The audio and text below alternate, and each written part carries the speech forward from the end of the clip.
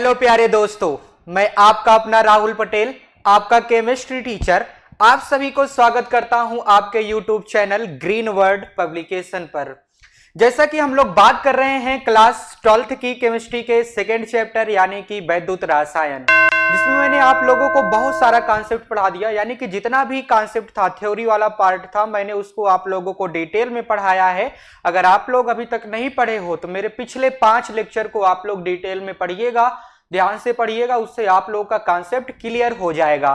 तो आज हम लोग बात करने जा रहे हैं अपने वैद्युत रसायन चैप्टर के प्रश्नों की बात करने जा रहे हैं। मैंने ऑलरेडी आप लोगों को बहुविकल्पी प्रश्नों में 7 क्वेश्चन करा दिया है। आज हम लोग बात करेंगे 8th नंबर के क्वेश्चन से, ठीक है। तो चलिए ध्यान देते हैं हम लोग। आपका 8th नंबर का क्वेश्चन क्या है, फटाफट रीड करिए इसको और आंसर देने की कोशिश करिएगा। मैंने फार्मूला सारा कुछ लिखाया है, थ्योरी भी पढ़ाया है, तो आप लोगों को पता ही होगा कि हम लोग क्वेश्चन को कैसे सॉल्व कर सकते हैं, ठीक है। तो चलिए ध्यान दीजिएगा। आपसे कह रहा है कि जो कॉपर है ना, उसका रिडक्शन हो रहा है, कॉपर 2+ से कॉपर में जा रहा है, यानी कि उसका अपचयन हो रहा है। और क्या कह रहा है भाई, और एक कॉपर है और उस कॉपर गार्ड का क्या हो रहा है, कॉपर 2+ से कॉपर प्लस में जा रहा है, 1+ में, ठीक है कि नहीं, ठीक है, ठीक है ना। कॉपर 1+ से और कॉपर 2+ से कॉपर 1+ में जा रहा है, यानी कि एक कॉपर राड का तो कॉपर 2+ से 0 में जा रहा है, लेकिन एक कॉपर राड जो है कॉपर 2+ से सिर्फ 1+ हो जा रहा है। तब यहाँ पे बात ये होती है कि भाई आपको जब 2 राड दे दिए गए हैं, ठीक है, और उनका स्टैंडर्ड इलेक्ट्रोड पोटेंशियल यानी कि मानक अपचयन विभव भी दे रखा है, तो उस कंडीशन में हम लोगों से यह पूछा जा सकता है कि आप तीसरे क्षण का आप अपचयन विभव या फिर मानक अपचयन विभव, या फिर यहां पे आपसे एक बात वो और भी बोल सकता है कि विद्युत वाहक बल ज्ञात कीजिए, ठीक है। तो इसके लिए मैंने आप लोगों को फार्मूला लिखाया था। अगर आप लोगों को पता हो, E = मैंने लिखाया था N1 × E1 जो आपको दिया गया है, प्लस में N2 × E2 और डिवाइडेड बाई N3, ठीक है कि नहीं, ठीक है। अब कहोगे सर यहाँ पे ये जो फलाने ठिकाने आप लिख दिए हैं कि N1 का है, तो भाई N1 है आपका परिवर्तित होने वाले मतलब क्षण पे परिवर्तित होने वाले इलेक्ट्रॉनों की संख्या। तो पहले वाले क्षण पे परिवर्तित होने वाले इलेक्ट्रॉन कितने हैं भाई, 2 इलेक्ट्रॉन का चेंज हो रहा है कि नहीं हो रहा है। और N2 की बात कर लोगे तो N2 में कितने इलेक्ट्रॉन का परिवर्तन हो रहा है भाई, N2 में देखो +2 से +1 में जा रहा है, तो इसका मतलब सिर्फ एक ही इलेक्ट्रॉन का परिवर्तन हो रहा है। तब यहाँ पे 1 इलेक्ट्रॉन लिखेंगे, ठीक है कि नहीं, ठीक है। अब तीसरा राड आपको क्या कह रहा है कि तीसरी वाला तो है कॉपर 1+ से कॉपर में जा रहा है, तो इस वाले अर्ध सेल का इलेक्ट्रोड पोटेंशियल निकालिए। अर्ध सेल का इलेक्ट्रोड पोटेंशियल निकालने के लिए मैंने पिछले लेक्चर में आप लोगों को ये फार्मूला पढ़ा दिया था, ठीक है ना। और जब सेल का पूछा जाता है तो भाई सेल के लिए क्या लिखते हो, सेल के लिए हम लोग क्या लिखते हैं भाई, विद्युत वाहक बल E = E0 of cathode - E0 of anode, ठीक है कि नहीं, ठीक है, ठीक है ना। तब यहाँ पे बात ये हो रही है कि जब आपको 2 क्षणों का इलेक्ट्रोड पोटेंशियल दिया जाए, यानी कि अपचयन विभव दिया जाए, और आपसे किसी तीसरे अर्ध सेल का पूछा जाए, तब ये फार्मूला आप लोगों को अप्लाई करना है, ठीक है कि नहीं, ठीक है। अब यहाँ पे बात ये होती है कि भाई आपने जो E1 लिखा है इसका मतलब समझा दो। E1 का मतलब होता है अपचयन विभव। अपचयन विभव कितना दिया गया है भाई, इलेक्ट्रोड विभव कहो या अपचयन विभव कहो, कितना दिया गया है। पहले वाले अर्ध इलेक्ट्रोड का कितना दे रखा है भाई, 0.33 वोल्ट, 337 वोल्ट, इतना दे रखा है ना। अब बात कर लेते हैं हम लोग E2 की। तो E2 कितना दिया गया है भाई आपको,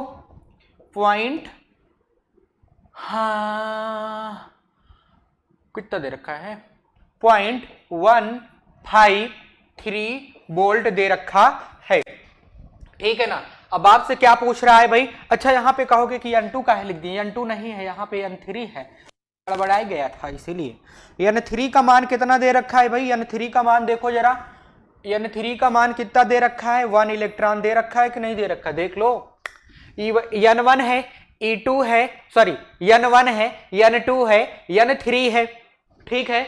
आपसे पूछ रहा है E3 बताओ, क्या बताओ भाई, E3 बताओ, यानी कि तीसरे वाले अर्धसेल का मान बताओ, या फिर सिर्फ वहां पे आप E लिख सकते हो जैसे मैंने यहां पे लिखा है। ठीक है कि नहीं? ठीक है, इतनी कहानी आपको दे रखा है। अब आपसे पूछ रहा है कि आप E बताओ। E मतलब यहां पे आपसे इलेक्ट्रोड विभव तीसरे वाले अर्धसेल का पूछ रहा है। आप लोग इसको क्या करिए, फार्मूले पे रखिए और इसका आंसर फाइंड आउट करिए। चलिए हम लोग बात करते हैं, थोड़ा सा ब्लैक पेन जो कि मेरा फेवरेट कलर है उसकी बात करते हैं। तो आपका E इज इक्वल टू क्या हो जाएगा भाई? हाँ, E इज इक्वल टू क्या हो जाएगा? देखिए जरा, N1 का वैल्यू कितना है भाई? 2 है, 2। फिर गुणते का है भाई? E1 का वैल्यू कितना है? 0.337 है कि नहीं है? 0.337 है। प्लस में, अच्छा यहाँ भी तो लिखे हैं, का है वहां दिखा रहे हो। N2 का वैल्यू कितना है? 1 है N2 में। और E2 का वैल्यू कितना है भाई? 0.153 वोल्ट। अब डिवाइडेड बाई N3 कह रहा है तो N3 का वैल्यू N है, ओ सॉरी 1 है। तो जब आप इसको सॉल्व करोगे तो सॉल्व करने पे आपका E आंसर आ जाएगा, कितना आएगा भाई? 5.521। कितना आएगा भाई? 0.521। और इसको विद्युत वाहक बल को या फिर हम इलेक्ट्रोड पोटेंशियल को वोल्ट में मेजर करते हैं तो आपने वहां पे वोल्ट लिख देना है। तो आपका ये आंसर कैसा जा रहा है भाई? आपका आंसर जा रहा है थर्ड ऑप्शन। समझ रहे हो कि नहीं समझ रहे हो? देख लो, ये सारी सवालें इतना इजी होती हैं। और इसी सवाल को मैं बताऊं ना, इसी सवाल को कोई इस तरह से आज तक के YouTube के इतिहास में इन सवालों को इस तरह से कोई सॉल्व नहीं करा रहा है। पूरा का पूरा थ्योरी कराते हैं। किससे सॉल्व कराते हैं भाई आपको बता दूं मैं? Delta G not is equal to minus N F, हाँ माइनस एन एफ ई से, ई नॉट से सॉल्व कराते हैं। समझ रहे हो कि नहीं समझ रहे हो? और उसको कितना समीकरण बनाना पड़ता है? 3 समीकरण बनाना पड़ता है इस सवाल को सॉल्व करने में। समझ रहे हो कि नहीं समझ रहे हो? इससे अच्छा क्या है भाई? इससे अच्छा ये है कि हम लोग क्या कर लेते हैं भाई, इससे अच्छा ये है कि हम लोग इस वाले फार्मूले को लगाकर सिंपली सॉल्व कर सकते हैं। आप लोगों को चुटकियों में सिखाते हैं, ठीक है ना? हमारे यहाँ यही होता है। आपके माने कि आपके YouTube channel green word publication पे ऐसे ही सिंप्लीफाई करके आप लोगों को बहुत बहुत बड़े बड़े से कॉन्सेप्ट आप लोगों को इजी वे में समझा दिया जाता है। तो आगे हम लोग बात कर लेते हैं भाई। आपको 8th नंबर का क्वेश्चन करा दिया। अच्छा स्क्रीनशॉट लोगे? हाँ ले लो, ले लो। फोन का मेमोरी फुल करना है, कॉपी तो नहीं भरना है। कॉपी महंगी आती है, फोन का मेमोरी तो रीसेट कर देंगे। आ जाओ जरा। अगले क्वेश्चन की अगर हम बात करें तो आपका अगला क्वेश्चन है कि निम्नलिखित 4 रंगहीन लवणों के विलयन पृथक पृथक परख नलियों में रखे गए थे। ठीक है, प्रत्येक में तांबे की पट्टी डुबोई गई है। तांबा, तांबा मतलब कॉपर हो कि तांबा किसको कहते हैं, ठीक है ना? आपको कॉपर दिया गया है, इसकी पट्टी यानी कि इसका क्षण हम डुबा के रखेंगे तो कौन सा विलयन ऐसा होगा? नीला हो जाएगा। यानी कि आपने इसमें कौन सा ऐसा विलयन है जिसमें क्या करे, जिसमें ये जो कॉपर है ना जाकर के उस विलयन में से किसी एक, उस साल्ट वाले विलयन में से किसी एक धातु को विस्थापित करके, एक धातु को विस्थापित करके स्वयं जुड़ जाए। यानी कि कॉपर किससे प्रबल अभिक्रियाशील है? यानी कि यहाँ पे बात कर रहा है कि जो पहले आ रहा था विद्युत रासायनिक श्रेणी में, आप लोगों को मैंने पढ़ाया था विद्युत रासायनिक श्रेणी, ठीक है कि नहीं? ठीक है, उसमें क्या था? जो विद्युत रासायनिक श्रेणी थी उसमें जो पहले आते थे वो परबल क्या होते थे भाई? अपचायक होते थे और अपने आप को ऑक्सीकृत करते थे। माने कि अपचायक का मतलब दूसरे को अपचयित कर देंगे और अपने आप को ऑक्सीकृत कर लेंगे। ऑक्सीकृत तब होगा जब वो किसी के साथ जुड़ेंगे। समझ रहे हो कि नहीं समझ रहे हो? समझ रहे हो ना? हाँ अच्छी बात है। तो यहाँ पे देखो जरा, जो ऊपर के थे, ऊपर से अगर हम बात करें, जो सबसे ऊपर है वो दूसरे को बहुत जल्दी अपचयित करते हैं और खुद ऑक्सीकृत हो जाते हैं। जैसे जैसे हम नीचे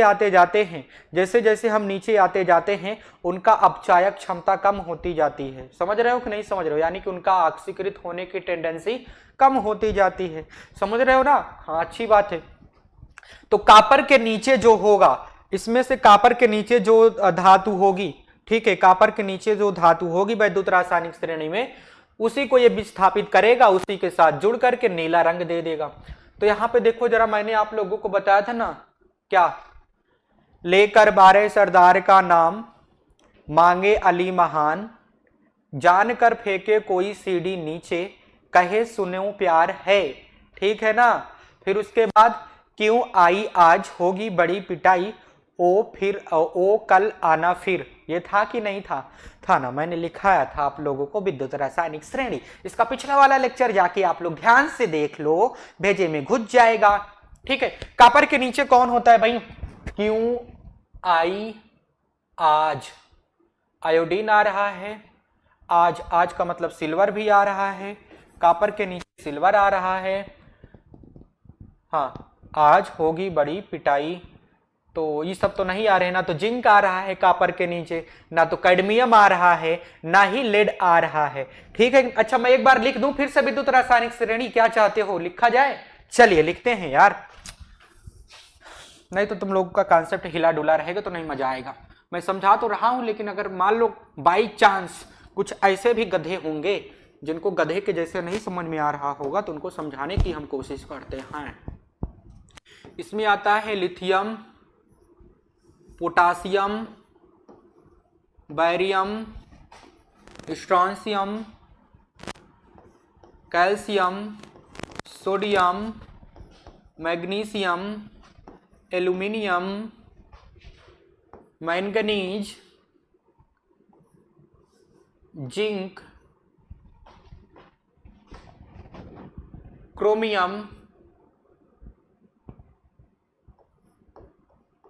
आयरन,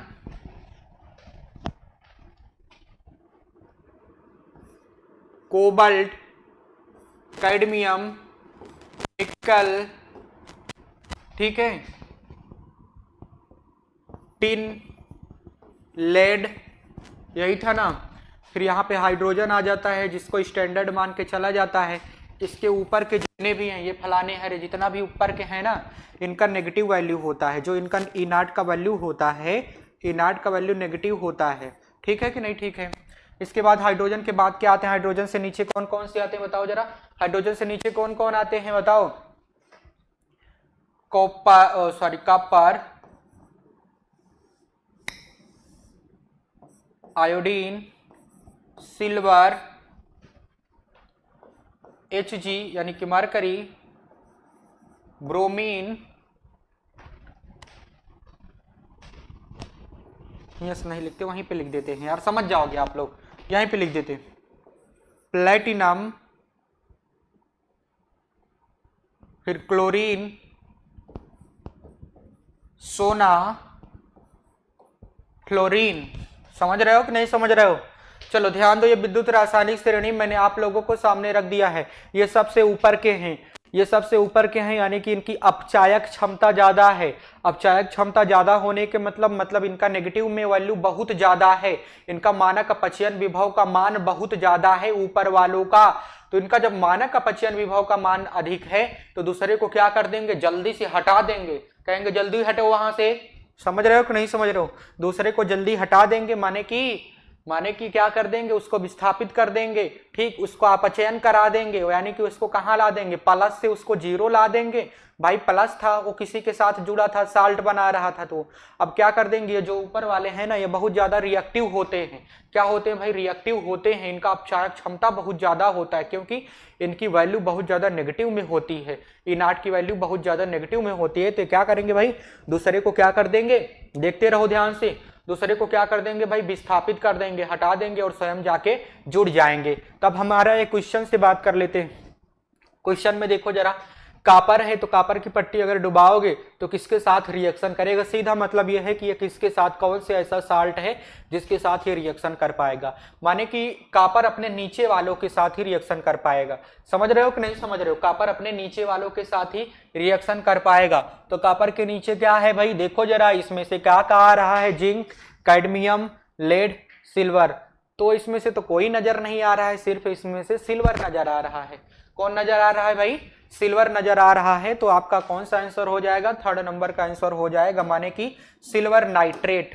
सिल्वर नाइट्रेट आपका आंसर हो जाएगा, यानी कि कॉपर जो है सिल्वर नाइट्रेट के साल्ट में से सिल्वर को विस्थापित करके स्वयं जुड़ जाएगा और कॉपर नाइट्रेट बना लेगा, और कॉपर नाइट्रेट का जो विलयन बनेगा वो नीला कलर का हो जाएगा। क्लियर है कि नहीं क्लियर है? ठीक है ना। तो आगे हम लोग बात कर लेते हैं ये क्वेश्चन आप लोगों को समझ में आया होगा क्योंकि मैंने इतना मेहनत किया है। और आप लोग अगर नहीं समझे होगे तो इसका मतलब आप ध्यान से नहीं पढ़ रहे होगे। आप लोगों की कंडीशन ये हो गई होगी कि चित मोर अंतई मनई भुसौली। तो ये नहीं करना है भाई, सिर्फ फोकस करके पढ़ाई करना है, समझ रहे हो ना। नहीं तो बैठे रहो, वो भुसौली में आम पाला है तो क्या करोगे, उधर तुम्हारा जी लगा रहेगा, मन उधर लगा रहेगा, तो पढ़ाई पे ध्यान थोड़े ना दोगे। तो इसीलिए क्या करना है, सिर्फ फोकस करना है पढ़ाई पे। समझ रहे हो कि नहीं समझ रहे हो। हाँ आगे बढ़ते हैं। और दिखाई दे रहा है कि नहीं दिखाई दे रहा है। स्क्रीनशॉट लेना चाहते हो तो ले लो, नहीं तो बार बार हम इसका श्रेणी ना ही लिखाएंगे। अच्छा ये कहोगे कि सर यहाँ पे तो ई नॉट का वैल्यू नेगेटिव होता है, और जब हम जैसे जैसे हाइड्रोजन के बाद जाते हैं ना तो ई नॉट का वैल्यू जो होता है ना, जो ई नॉट का वैल्यू होता है वो पॉजिटिव होने लगता है। क्या होने लगता है दादा, पॉजिटिव होने लगता है। चलिए आगे बढ़ते हैं। नेक्स्ट क्वेश्चन की अगर हम बात करें, हाँ तो आपका नेक्स्ट क्वेश्चन है कि कॉपर सल्फेट को एल्यूमिनियम की बोतल में क्यों नहीं रखा जाता है। चलिए ध्यान दीजिएगा। अभी कॉपर आ रहा है ना, कॉपर सल्फेट है बेचारा, एक कोई तो विलयन दिया गया है, कॉपर सल्फेट है ना, कोई विलयन है बेचारा। अगर हम उसको किसी ऐसे मेटल के साथ रख दें जो कि परबल रिएक्टिव हो, यानी कि जिनका ई नॉट का वैल्यू बहुत ज्यादा से ज्यादा नेगेटिव हो, समझ रहे हो कि नहीं समझ रहे हो। माने कि वो क्या कर दें, कॉपर को विस्थापित कर दें, अपचयित कर दें और खुद ऑक्सीकृत हो जाएं। तो ऐसे चीज में नहीं रखो, नहीं तो बेचारे का जो कॉपर सल्फेट है तो टूट जाएगा, उसका दिलवा टूट जाएगा। समझ रहे हो कि नहीं समझ रहे हो। तो भाई जब दिलवा टूट जाएगा, तो जब दिलवा टूटेगा तो उसको करना नहीं है। चलिए ध्यान दीजिएगा, दिल नहीं तोड़ना, बहुत गंदी बात होती है यार। कॉपर सल्फेट को एल्यूमिनियम की बोतल में नहीं रखा जाता इसलिए क्योंकि जो कॉपर होता है ना, जो कॉपर होता है वो एल्यूमिनियम से कम रिएक्टिव होता है ना। देखो एल्यूमिनियम ऊपर आता है कि कॉपर, तुम बताओ जरा देख के विद्युत रासायनिक श्रेणी। एल्यूमिनियम ऊपर आता है ना, तो भाई जब एल्यूमिनियम ऊपर आता है तो वो परबल रिएक्टिव होता है एल्यूमिनियम, तो कॉपर को क्या कर देगा, सल्फेट में से विस्थापित कर देगा, यानी कि उसका अपचयन करा देगा, और एल्यूमिनियम उसके साथ सल्फेट के साथ जुड़ जाएगा तो एल्यूमिनियम सल्फेट बन जाएगा। समझ रहे हो कि नहीं समझ रहे हो। इसीलिए हमको कॉपर सल्फेट को एल्यूमिनियम के बासन में ना ही रखना चाहिए। समझ रहे हो कि नहीं समझ रहे हो, एल्यूमिनियम के बर्तन में नहीं रखना चाहिए, ठीक है ना। चलिए बर्तन वही बोतल, दिलवा ले गई ले, हाँ समझ गए होगे, बोतल में भर के। आगे बढ़ते हैं। तो तीसरा नंबर का आपका आंसर हो जाएगा। ये तो बहुत इजी इजी है यार, ये तो सिंपल से उस पे आ रहा है ना, वैद्युत रासायनिक श्रेणी पे। मुझे जहां तक उम्मीद है ना, मुझे जहां तक उम्मीद है कि वैद्युत रासायनिक श्रेणी का बहुत ज्यादा ही क्वेश्चन पूछा जाता है, बार बार रिपीटेड वे में पूछे जाते हैं। इससे रिलेटेड जो भी क्वेश्चन बनते हैं ना वो आपके बोर्ड एग्जाम में पूछे जाते हैं। समझ रहे हो कि नहीं समझ रहे हो। चलिए आगे बढ़ लेते हैं। क्वेश्चन आपको दिया गया है स्टैंडर्ड टेम्परेचर पर, यानी कि 25 डिग्री सेल्सियस पर, माने कि 298 केल्विन टेम्परेचर पर आपको कह रहा है कि इतना हम धातु आपको दे दिए गए हैं और इनका मानक अपचयन विभव इतना दी गया है वोल्ट में, और इनका परबल आक्सीकारक कौन होगा हेमा से।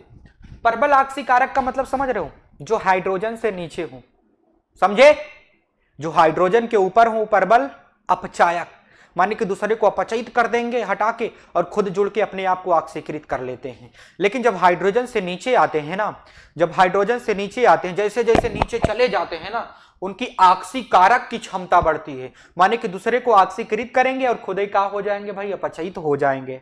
समझ रहे हो कि नहीं समझ रहे हो, समझ रहे हो ना। माने कि यहां पे बात ये होती है कि जिसका ई नॉट का वैल्यू ज्यादा पॉजिटिव रहेगा वो परबल ऑक्सीकारक होगा। ई नॉट का वैल्यू, हाइड्रोजन के नीचे ई नॉट का वैल्यू पॉजिटिव आता है ना, तो जब हाइड्रोजन का वैल्यू ई नॉट के नीचे पॉजिटिव आता है तो जब नीचे जाओगे जिसका जितना पॉजिटिव होगा वो उतना ही ज्यादा ऑक्सीकारक होगा, दूसरे को ऑक्सीकृत कर देगा जोड़ के, और अपना क्या हो जाएगा बेचारा, अपना क्या हो जाएगा, अपचयित तो हो जाएगा। समझ रहे हो कि नहीं समझ रहे हो। समझ रहे हो तो अच्छी बात है, नहीं समझ रहे हो तो बहुत बहुत बहुत गंदी बात है। चलो फिर देख लेते हैं इसको, पहले हम लिख लेते हैं।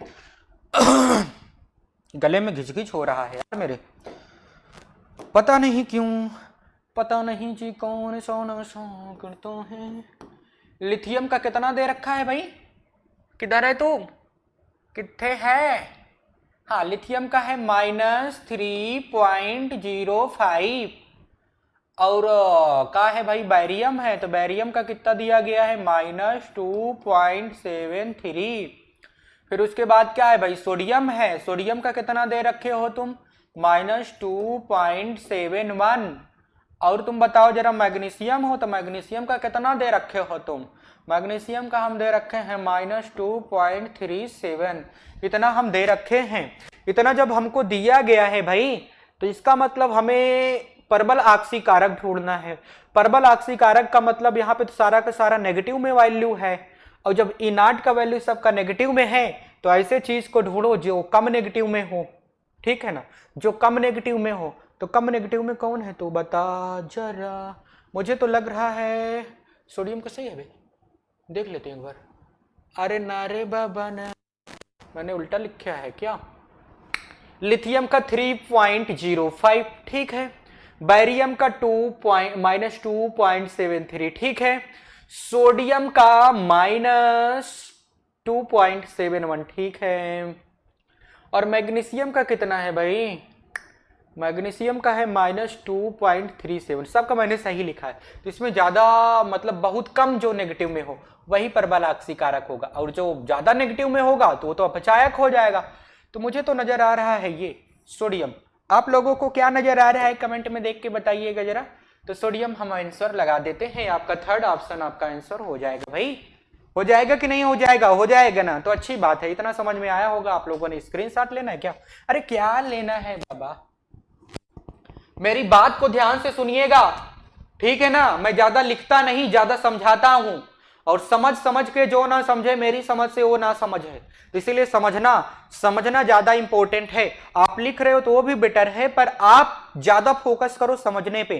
क्यों, क्योंकि आप तो चिट वगैरह तो ले नहीं जाओगे बोर्ड एग्जाम में। क्यों ले जाओगे, क्या नहीं ले जाओगे ना, तो अपना तो दिमाग ले जाओगे कि घर ही छोड़ के जाओगे पेपर देने। तो जब अपना दिमाग ले जाओगे तो दिमाग से जब समझे रहोगे तो दिमाग जो समझे रहते हो वही तो काम करता है भाई वहां पे।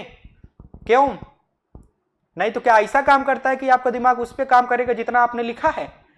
मैं कहता हूं लिखो ताकि भाई आप लोग बार बार उसको रिवाइज तो कर सको, इसलिए लिखो, समझ रहे हो ना। हाँ लिखने पे फोकस करो, लेकिन ज्यादातर फोकस करना है आपको समझने पे।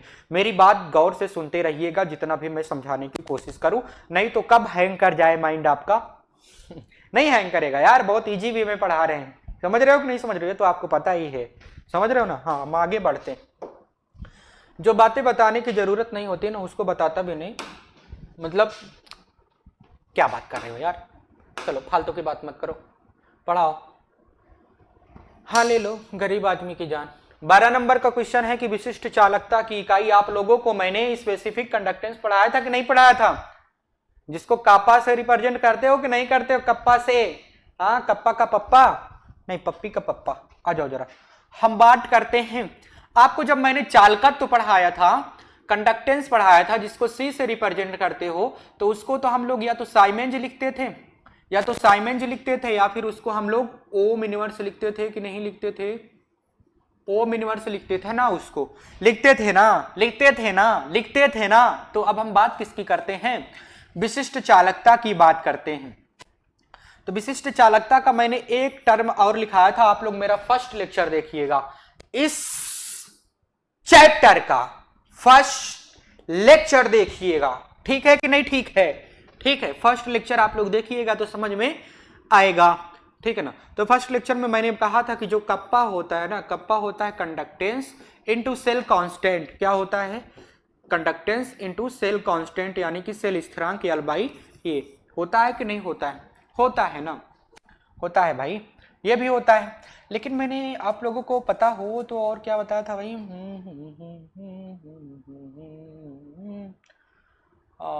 हाँ। अच्छा यहीं से सॉल्व कर देते हैं यार, इसका तो रहने दो। कंडक्टेंस का है ओम इनवर्स या फिर साइमेंज इनवर्स, ओम इनवर्स लिख देते हैं। इनटू में क्या है भाई, इसको हम सेंटीमीटर में अगर लेंगे तो इसको सेंटीमीटर का स्क्वायर लेंगे, तो ऊपर जाएगा तो बचेगा ये सेंटीमीटर इनवर्स। ये है आपका इसका यूनिट, देख लो कहीं पे सही नजर आ रहा है। मेरे महबूब कयामत होगी, थर्ड नंबर का ऑप्शन है आपका, थर्ड ऑप्शन आपका सही आंसर है, करेक्ट आंसर यही है दादा, देख लिया करो। लिखोगे, स्क्रीनशॉट लोगे, जो भी लेना है तुम्हारी मर्जी ले लो। चले आगे बढ़े, हाँ बढ़ते हैं। अब नंबर कौन सा आने वाला है भाई, थर्ड नंबर आएगा, सॉरी थर्ड नंबर कह रहा हूँ, 13वां नंबर, 13th नंबर का क्वेश्चन आ रहा है आपके सामने। क्या दिया गया है भाई, तीन धात्वीय धनायनों, तीन धातु मान लो कि दिया गया है, उनका धनायन दिया गया है, धातुओं का x दिया गया है, y दिया गया है, z दिया गया है, और कह रहा है कि उनका अपचयन विभव जो है ना इतना इतना इतना है। तो इन धातुओं का अपचयन क्षमता का क्रम बताओ। अपचयन क्षमता का मतलब रिड्यूसिंग पावर, रिड्यूसिंग पावर जो ऊपर थे हाइड्रोजन के, यानी कि जितना जिसका वैल्यू ज्यादा नेगेटिव में होगा, जिसका इनार्ट का वैल्यू ज्यादा नेगेटिव में होगा, उसका अपचयन क्षमता क्या होगा भाई, उसका अपचयन क्षमता ज्यादा होगा। देखो जैसे मैंने बताया था ना कि अगर हम हाइड्रोजन को स्टैंडर्ड मान के चलते हैं, आ जाओ, जब हम हाइड्रोजन को स्टैंडर्ड मान के चलते हैं तो उसके ऊपर के जो रहते हैं, उसके ऊपर के जितने भी रहते हैं उनकी नेगेटिव वैल्यू होती है, इनार्ट की जो वैल्यू होती है ना उनकी नेगेटिव में होती है, और जिनकी वैल्यू ज्यादा नेगेटिव में होती है वो ज्यादा क्या होते हैं भाई, परबल क्या होते हैं, वो परबल क्या होते हैं भाई, अपचायक होते हैं, दूसरे को अपचयित करते हैं, यानी कि रिड्यूसिंग एजेंट, प्रबल रिड्यूसिंग एजेंट होते हैं, स्ट्रॉन्ग रिड्यूसिंग एजेंट होते हैं भाई, हाँ दूसरे को ज्यादा अपचयित करते हैं। ठीक है कि नहीं, ठीक है, ठीक है ना। तो जैसे ही हम हाइड्रोजन के नीचे जाते हैं, कहाँ जाते हैं भाई, हाइड्रोजन के नीचे जाते हैं, तो उनकी वैल्यू इनार्ट का पॉजिटिव में होती जाती है। किस में होती जाती है भाई, पॉजिटिव में होती जाती है। इनार्ट का वैल्यू किस में होता जाता है भाई, पॉजिटिव में होता जाता है, यानी कि इनकी अपचायक क्षमता घटती है और क्या बढ़ता है भाई, ऑक्सीडाइजिंग एजेंट बनते जाते हैं। ये कई बार मैं आप लोगों को बता दिया हूँ, बस आप लोगों को करना क्या है, पेशेंस के साथ, धैर्यपूर्वक साथ, मतलब धैर्यपूर्वक शांति के साथ, हाँ शांति के साथ आप लोगों को लेक्चर अटेंड करना होगा। समझ रहे हो कि नहीं समझ रहे हो, समझ रहे हो ना। तो परबल कौन ज्यादा होगा भाई, परबल अपचयक, परबल अपचयन क्षमता किसकी ज्यादा होगी भाई, अपचयन क्षमता किसकी ज्यादा होगी, जिसकी नेगेटिव की वैल्यू ज्यादा होगी, इनार्ट का वैल्यू ज्यादा नेगेटिव होगा। तो यहाँ पे देखो ये तो पॉजिटिव है, हो नहीं सकता, तो अच्छा इसको देख, इसका देखो 3 है, उरी वाला 3 वही है, तो इसका बहुत ज्यादा है, इसका नेगेटिव वैल्यू बहुत ज्यादा कम है, मतलब बहुत कम है, फिर वो तो प्लस में है भाई, ये तो सबसे लास्ट में जाएगा, माने कि एक्स वाला सबसे लास्ट में जाएगा, सबसे फर्स्ट आएगा आपका वाई, वाई सबसे फर्स्ट किस में आ रहा है। अच्छा ऑप्शन एलिमिनेशन करना जानते हो आप लोग, हाँ जब बहुविकल्पी प्रश्न दिए जाते हैं ना, अगर उसमें क्रम पूछा जाए तो आप देख लो सबसे पहले कौन आ रहा है, किसमें वाई पहले आ रहा है, देख लो यही में आ रहा है ना, तो पहले वाला आपका आंसर हो जाएगा, बाकी सब तो ठीक ही है कि नहीं है। ये ऑप्शन एलिमिनेशन हम लोग आसानी से कर सकते हैं, मतलब कुछ भी ना आता जाता रहे ना, थोड़ा सा ट्रिक लगा के, थोड़ा सा सोच के सारे क्वेश्चन को हम लोग सॉल्व कर सकते हैं, ठीक। हाँ इतना कर लिए आप लोग, स्क्रीनशॉट लोगे क्या, अरे ले लो। चलिए हम आगे बढ़ते हैं, अगला क्वेश्चन क्या है भाई, 13 नंबर हुआ ना, 14 नंबर का क्वेश्चन आपसे क्या कह रहा है कि 4 धातुएं हैं, एक का नाम A है, एक का नाम B है, तीसरे का नाम C है, चौथे का नाम D है, इनका मानक इलेक्ट्रोड विभव दे रखा है, इतना दे रखा है। तो इन धातुओं की घटती हुई सक्रियता, यार बार बार वही पूछता है, फिर से देख लो, घटती हुई सक्रियता मतलब कौन कम रिएक्टिव होंगे।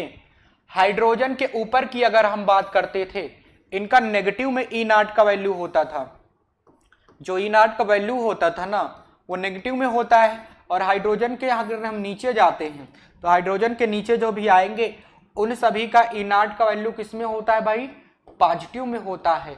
और ये जो होते हैं रिड्यूसिंग एजेंट होते हैं, माने कि दूसरे को अपचयित करेंगे, दूसरे को अपचयित करेंगे और खुद क्या हो जाएंगे भाई, ऑक्सीकृत हो जाएंगे। ये क्या होते हैं, ऑक्सीडाइजिंग एजेंट होते हैं, माने कि ये अपने आप को क्या कर लेंगे, सॉरी दूसरे को ऑक्सीकृत कर देंगे और अपने आप में क्या हो जाएंगे भाई, अपचयित हो जाएंगे। ठीक है कि नहीं, ठीक है, ठीक है ना। और जो ज्यादा रिड्यूस कर देते हैं दूसरे को, माने कि दूसरे को हटा देते हैं किसी साल्ट में से, किसी साल्ट में से जो जितना दूसरे को हटाएगा वो परबल क्या हो जाएगा भाई, रिएक्टिव हो जाएगा। तो ये लोग क्या होते हैं भाई, स्ट्रांग रिएक्टिव होते हैं, जो जिनका वैल्यू ज्यादा नेगेटिव होता है वो स्ट्रांग रिएक्टिव, यानी कि जिनके इनाट का मान, अपचयन विभव का मान ज्यादा नकारात्मक होता है, ऋणात्मक होता है, वो परबल क्या होते हैं, सक्रिय होते हैं। ठीक है ना, प्रबल सक्रिय होते हैं, स्ट्रांग रिएक्टिव होते हैं। समझे कि नहीं समझे? तो इसमें पूछ रहा है कि इन धातुओं की घटती हुई सक्रियता, माने कि घटते क्रम में जाना है तो पहले उसको लिखो जो सबसे बड़ा है। घटते क्रम में जाने का मतलब ये हुआ कि पहले उसको लिखो जो सबसे बड़ा है, जिसका नेगेटिव का वैल्यू ज्यादा है, यानी कि वो ज्यादा रिएक्टिव होगा। तो पहले इसमें देखो ज्यादा रिएक्टिव कौन है, जिसका नेगेटिव में वैल्यू ज्यादा होगा। नेगेटिव में वैल्यू तो पहले ये वाला है, फर्स्ट ये हो गया, ठीक है भाई। और इसका नाम क्या है भाई, बी है, लिख देते हैं, साइड में कहीं लिख दे क्या, हाँ लिख लो। ए का कितना वैल्यू दे रखा है भाई, ए का वैल्यू दे रखा है +1.5, बी का कितना दे रखा है, बी का दे रखा है -2.0, सी का कितना दे रखा है, सी का दे रखा है +0.34, और डी का कितना दे रखा है भाई, डी का दे रखा है -0.76। यानी कि हमको प्रबल पहले ढूंढना है, सबसे ज्यादा कौन रिएक्टिव है, यानी कि जिसका नेगेटिव में वैल्यू ज्यादा होगा, तो नेगेटिव में वैल्यू बी वाले का ज्यादा है, फिर इसका है, फिर बढ़ रहा है, पॉजिटिव में आ रहा है, तो कम पॉजिटिव कौन है, ये है, फिर ज्यादा पॉजिटिव ये है। माने कि पहले हमको बी लिखना पड़ेगा, फिर डी लिखना पड़ेगा, फिर सी लिखना पड़ेगा, फिर ए लिखना पड़ेगा। पहले बी लिखो, अरे हो गया यार, देख लिया करो कोई ऑप्शन ही नहीं है ऐसा, है कि नहीं, है ना, कर लो। हम तो लिखना चाहते हो लिख लो, स्क्रीन शाटा लेना चाहते हो तो सटका लो, ले लिया करो, ऐसे खसका लिया करो, हो जाता है ना, ऐसे करते हो, ऐसे खसका लेते हो। अरे हमारे में तो सिस्टम ही नहीं है, हम कीपैड यूज करते हैं, हम गरीब में नहीं। आगे बढ़े 15 नंबर का क्वेश्चन क्या है भाई, 4 तत्व आपको दिए गए हैं ABCD और इनका मानक अपचयन भी दिया गया है, और कह रहा है कि इसमें सबसे ज्यादा प्रबल अपचायक, वही यार जो प्रबल अपचायक होगा उनका रिएक्टिव पावर ज्यादा होगी, यानी कि वो प्रबल सक्रिय होंगे। सेम क्वेश्चन ही है यार, देख लो, लिखो सबका मान लिखो, पहले लिखो जिनका नेगेटिव में ज्यादा वैल्यू होगा या फिर कम धनात्मक होगा तो प्रबल अपचायक होगा, ठीक है ना, प्रबल अपचायक होगा, ठीक, या फिर उनकी हम प्रबल सक्रियता कह सकते हैं। लाल लाल आ जाओ, लाल लाल आ जाओ।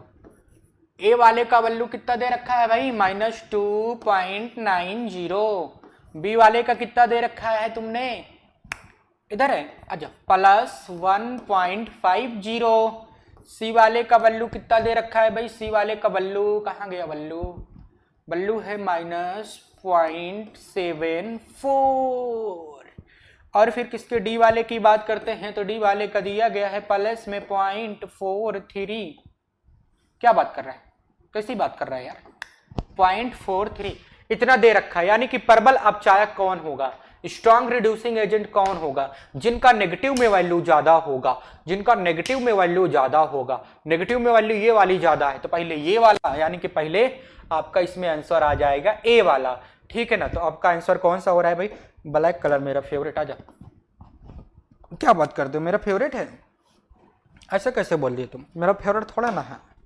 हम आगे क्वेश्चन की बात करते हैं। 15 नंबर मैंने आप लोगों को क्वेश्चन करा दिया है, ये देख रहे हो ना क्या कमाल हो रहा है, विद्युत रासायनिक श्रेणी पे सारे के सारे क्वेश्चन आ रहे हैं घुमा फिरा के, बस कॉन्सेप्ट वही है, बस आपकी सोचने की क्षमता को आपको डेवलप करना पड़ेगा, है ना। ऐसा तो नहीं है भाई कि बिना सोचे किसी क्वेश्चन को ऐसे कर दोगे, टिक मार के चले आओगे, जिसको तुक्का मारना कहते हैं ना, ऐसा तो नहीं है ना। तो आपको क्या करना चाहिए, पहले तो हमको कॉन्सेप्ट पता होना चाहिए। कॉन्सेप्ट अगर पता होगा तो उससे चाहे जितना घुमा के क्वेश्चन पूछेगा ना, चाहे जितना घुमा के क्वेश्चन पूछेगा तो आप उतना ही घुमा के छक्का मार सकते हो। समझ रहे हो कि नहीं समझ रहे हो, समझ रहे हो ना। तो आपको क्या करना है भाई, आपको प्रॉपर वे में पढ़ाई करना है। जितना भी आपको लेक्चर दिया जा रहा है ना, सारे लेक्चर को आपको अटेंड करना है, फोकस के साथ अटेंड करना है, समझने की कोशिश करना है, क्योंकि हम लोग बहुत अच्छे तरीके से आपको समझा रहे हैं भाई, सारे कॉन्सेप्ट सिखा रहे हैं। तो इसलिए आप लोगों को ये चाहिए कि आप लोग उस सारे कॉन्सेप्ट को समझने की कोशिश करें, आप लोग फोकस के साथ आप लोग बैठें पढ़ने के लिए, ठीक है, ताकि आप लोगों का माइंड क्या हो, सिर्फ पढ़ाई पे लगे, है कि नहीं। अब तो बहुत ज़्यादा दिक्कतें हो जाती हैं, मतलब दिक्कतें क्या, अभी तो चल रहा है ये क्या कहते हैं उसको, आई फ्लू चल रहा है, इसकी वजह से हो सकता है कुछ बच्चे कोचिंग ना जाते हों, कुछ बच्चे स्कूल भी नहीं जाते हों, ठीक है ना। तो आप लोग मतलब मैं ये नहीं कह रहा हूँ कि मत जाइए, अगर है सेफ तो आप जाइए, ठीक है कि नहीं। खुलते भी हैं स्कूल वैसे, कोई अभी ज़्यादा इशू नहीं है, समझ रहे हो कि नहीं समझ रहे हो, खुल रहे हैं वैसे। ये बहुत जल्दी इसका रोकथाम हो जाएगा, मुझे उम्मीद है हो जा रहा है, हो भी रहा है। कोई वैसे अगर हम इस पे क्योर करेंगे तो खतरनाक बीमारी नहीं है, अगर क्योर नहीं करेंगे तो भाई कुछ भी चीज़ हो उस पर क्योर नहीं करोगे दिक्कत हो जाएगी। तो भाई आप लोग क्या करिए इस टाइम पे, अगर घर पे हो तो ढंग से पढ़ाई करो, आप जा रहे स्कूल तो वहाँ भी पढ़ो, लेकिन अगर आपको कॉन्सेप्ट सीखना है और बहुत अच्छे तरीके से सीखना है, मैं ये नहीं कह रहा हूँ कि स्कूल में अच्छे से नहीं सिखाया जाता, सिखाया जाता है हर जगह। टीचर तो भाई सब मतलब स्ट्रांग लेवल के होते हैं, तभी तो आपको पढ़ा रहे हैं। टीचर टीचर होता है, आप कभी भी प्रेडिक्ट नहीं कर सकते हो कि मतलब ये टीचर मुझको पढ़ा सकता है कि नहीं पढ़ा सकता है, समझ रहे हो ना, क्योंकि उसके पास आपसे ज़्यादा एक्सपीरियंस होता है, आपसे ज़्यादा उसने दुनिया देखी है, ये समझ लो, ठीक है ना। कभी अपने टीचर की डिसरिस्पेक्ट मत करना। हो सकता है कभी कभार कोई टीचर किसी टीचर के द्वारा कुछ कॉन्सेप्ट गलत हो जाए, हो सकता है उसका माइंड ब्लॉकिंग हो जाए, तो इसका बहुत ज़्यादा इशू मत बनाना, फिर सही करा देता है टीचर। अगर अच्छे मायने में बात करें तो टीचर आपको सही करा देता है। तो मेरा कहने का मोटिव ये है कि आप लोग सिर्फ पढ़ाई पे ध्यान दो, फालतू के डिस्ट्रक्शंस को हटाओ, जितना भी आपको पढ़ाया जा रहा है यहाँ पे उसको आप फोकस करो, ठीक है ना। हाँ, शिक्षा, अच्छी शिक्षा जहाँ कहीं से भी आपको मिले, सीखने को हमको चाहे जहाँ कहीं से भी मिले, ठीक है ना, उसको हम लोगों को सीखना चाहिए, अच्छी शिक्षा को ग्रहण कर लेना चाहिए। समझ रहे हो कि नहीं समझ रहे हो, ठीक है।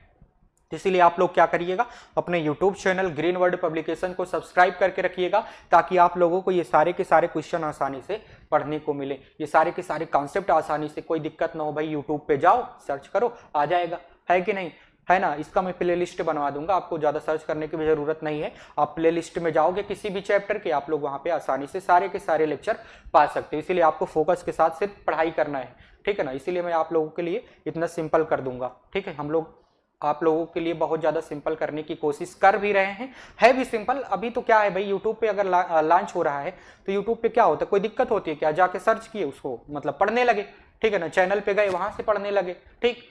बाकी ये भी थोड़ा बहुत प्रॉब्लम ना हो, इसको भी निजात करने के लिए हम लोग क्या कर रहे हैं भाई, आप लोगों के लिए प्ले लिस्ट बना देंगे, ठीक, कोई दिक्कत नहीं है। हाँ, सिर्फ पढ़ाई पे ध्यान देना है, हम लोग पढ़ाई पे ध्यान देंगे। अच्छा, क्वेश्चन अभी नहीं बदला, 15 नंबर चल रहा है। 16 नंबर का क्वेश्चन आपका क्या है भाई? ओ, क्या बात करते हो यार, देख रहे हो इतना बड़ा सा क्वेश्चन आ गया है। पढ़ो पढ़ो, कितना बड़ा क्वेश्चन है यार, ये तो बहुत भयंकर क्वेश्चन है लग रहा है मुझे, है ना, बहुत भयंकर क्वेश्चन। क्या कह रहा है कि किसी जलीय विलयन में कॉपर नाइट्रेट, ठीक है, सिल्वर नाइट्रेट, ठीक है, लेड क्या कहते हैं इसको, मरकरी नाइट्रेट ना, HG नाइट्रेट, हाइड्रागेरम नाइट्रेट, और क्या है भाई, मैग्नीशियम नाइट्रेट, इतना सारा आपको जलीय विलयन में दे रखा है, और आपको उसकी सांद्रता दे रखी है 1 मोल पर लीटर, यानी कि मोलरता आपको उसकी 1 मोल पर लीटर की है। और इसमें कह रहा है कि जो सिल्वर वाला रॉड है उसका अपचयन विभव ये है, हाँ, मरकरी का कितना है भाई, ये है, ठीक है। अच्छा, सिल्वर वाले का ये दिया, लिख देते हैं एक जगह पे, नहीं तो अभी दिक्कत हो जाएगी। एकदम सिंपल सा क्वेश्चन है यार, क्या पूछ क्या रहा है आपसे, ये तो पढ़ लो। बोल्ट का मान बढ़ने पर कैथोड पर जमाव किसका क्रम ज्यादा होगा, यानी कि कैथोड पे जमाव का मतलब, कैथोड पे जमाव का मतलब किसका ज्यादा होगा भाई, कैथोड पे क्या होता है, रिडक्शन होता है, और रिडक्शन किसका ज्यादा होगा भाई, जो जिसका वैल्यू पॉजिटिव में होगा, हाइड्रोजन के नीचे जो होगा, है कि नहीं। क्यों, क्योंकि दूसरे को ऑक्सीकृत करते हैं, स्वयं अपचयित हो जाते हैं, रिडक्शन होता है। अरे क्या बात करते हो यार, एकदम सिंपल ऐसा तो बात है। पहले लिखें वैल्यू सबका वैल्यू लिखो, क्या क्या वैल्यू है देख के लिखना, नहीं तो भूल जाओ अभी। हाँ, इधर का उधर कर देते हो। सिल्वर पॉजिटिव में जा रहा है, कितना E0 का वैल्यू है इसका, हाँ 0.80 प्लस में है ये। फिर उसके बाद बात कर लेते हैं मरकरी किस में जा रहा है भाई, Hg प्लस में जा रहा है कि नहीं जा रहा है, अच्छा 2 प्लस में जा रहा है, कोई दिक्कत वाली बात नहीं। अभी यहां से हमको 2 प्लस 3 प्लस से बात नहीं है, हाँ। और इसका वैल्यू कितना दिया है भाई,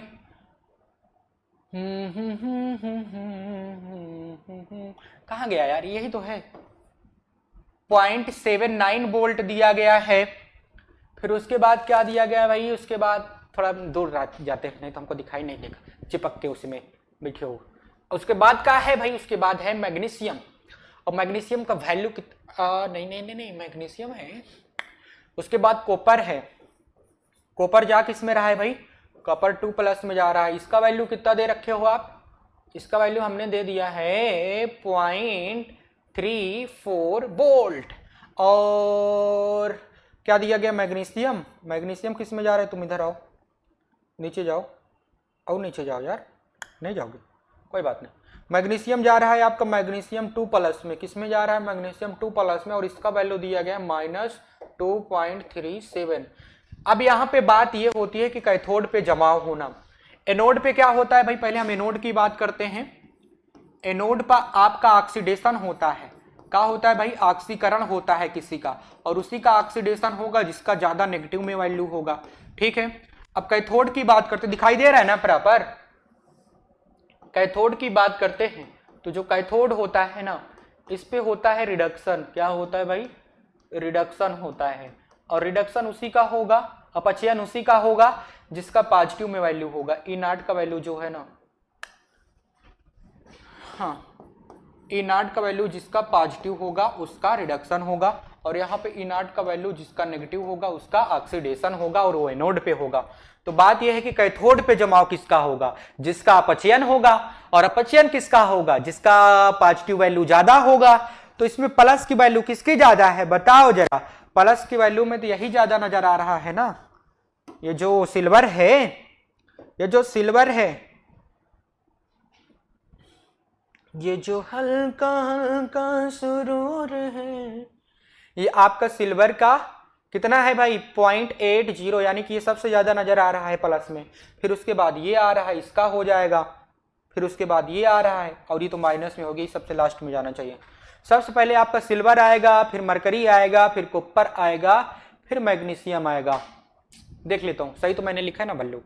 सिल्वर का दे रखा था आपको इतना इतना, हाँ, तो पहले सिल्वर का हो जाएगा, फिर मरकरी का हो जाएगा। मरकरी का कितना दे रखे हो भाई, मरकरी का है पॉइंट, माइनस में तो नहीं है, नहीं है। फिर उसके बाद कॉपर का दे रखे हो, कॉपर का दे रखा था आपको 0.34। फिर उसके बाद मैग्नीशियम का दे रखा है -2.37। तो भाई उसी का तो है ज्यादा, सही तो लिखा हूं मैं, सबका सही वैल्यू लिखा हूं। तो सिल्वर का ज्यादा होगा, फिर मरकरी का होगा, फिर कॉपर का होगा, फिर मैग्नीशियम का होगा। सबसे ज्यादा जमाव किसका हो जाएगा भाई, सिल्वर का हो जाएगा। अच्छा एक बात बताओ जरा, यहाँ पे मैग्नीशियम जो है कैथोड पे जाएगा कि एनोड पे जाएगा, ध्यान दो जरा। कैथोड पे वही जाएगा जिसका पॉजिटिव में वैल्यू होगा, ठीक है ना, और एनोड पे वो जाएगा जिसका नेगेटिव में वैल्यू होगा। तो लेकिन ये देखो मैग्नीशियम में नेगेटिव में जा रहा है कि नहीं जा रहा है, मैग्नीशियम नेगेटिव में जा रहा है ना भाई। जब मैग्नीशियम नेगेटिव में जा रहा है तो इसको नहीं लेना है, क्यों, क्योंकि ये जाएगा किस पे, एनोड पे जाएगा, कैथोड पे नहीं जाएगा। तो हमारा आंसर ये नहीं होगा। आप लोग ध्यान दो, आप लोग कहोगे कि ये क्रम है तो इसी से हम सॉल्व कर लेंगे, ये नहीं होगा। जमाव जिसका होगा पहले उसको लिखो, फिर किसका कम होगा, फिर इसका कम होगा, ठीक है कि नहीं, ठीक है। लेकिन मैग्नीशियम का नहीं होगा, क्यों, क्योंकि मैग्नीशियम एनोड पे जाता है, कैथोड पे थोड़े ना जाता, वहां पे कैथोड पूछ रहा है। तो आपका 3rd नंबर ऑप्शन हो जाएगा। तीसरा ऑप्शन हो जाएगा भाई, 3rd नंबर का ऑप्शन हो जाएगा। आप लोग इसका स्क्रीन वाला साटा ले सकते हो, दिखाई दे रहा है ना, हाँ दिख रहा है, अच्छी बात है, दिख रहा है। तो आगे बढ़े,